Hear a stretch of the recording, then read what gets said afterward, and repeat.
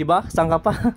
Parang palengke lang ang Vizcaya, no? So, Vizcaya Gaming na naman tayo ngayong araw, guys. Then, to gagamitin na naman natin si Bagani dahil merong ilalakad si mama natin. And yun, guys. So, finally, makukuha na ni mama yung kanyang hinihintay. Yan. So, samahan natin siya. And bago yan is magpapagasolina muna tayo dito sa mga dingay, guys. Kasi mas mura dito. So, siya pa yung 10 pesos. Yan. So, magpo-full tank na tayo dyan. And yun, nasa Vizcaya na tayo, guys. Boundary na ng Isabela at saka Vizcaya, guys. So, yun nga. Siyempre, as usual.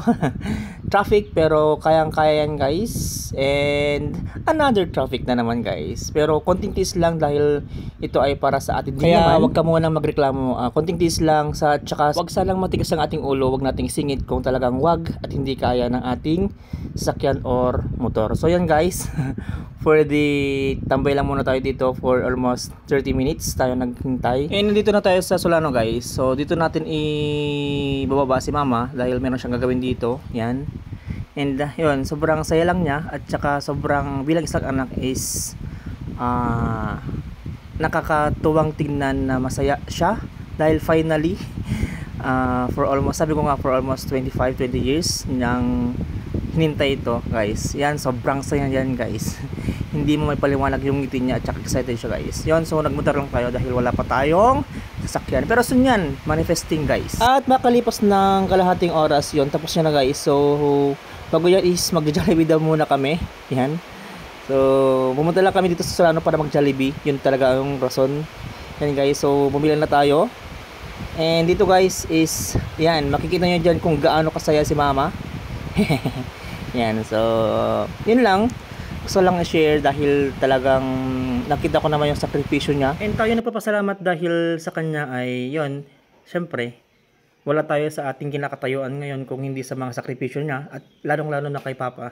Kahit wala siya, yan, still nakapagtapos tayo at naging successful tayo sa buhay. Yun lamang. And dito, guys, is pauwi na kami. Yan, hindi na tayo nakapag-video kasi ang dami naming kwentuhan ni mama at saka mga realizations sa buhay. So, ang ilaban mula to George, di ba? So, dito, guys, is hindi talaga or napatunayan namin na hindi hadlang yung kahirapan para makapagtapos at saka maging successful sa buhay. So, ang kasalanan is, kasalanan mo na yon kung mamamatay kang mahirap. Yan. So, kami ang isang nagpapakita na ang kahirapan ay hindi hadlang para makapagtapos. Yun, so yun na lang, hoping soon, 1 year na lang ng ating isang kapatid at makapagtapos na talaga. Then, finally, masasabi naming nakaya namin. So, yun yung aming parang talaboy. Pero dito is, yan, bumili daw siya ng bukpay kasi makapangpangan siya, guys. Yan, di ba? Tiger look.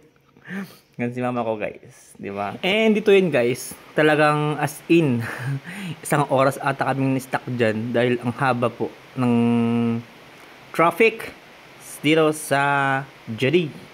Yan, guys. Pero konting tis lang talaga at inaayos nila yung daanan. Ilang naman, madami kasing mga sumisingit. Pero kami, yun, sumingit na may pagkaingat.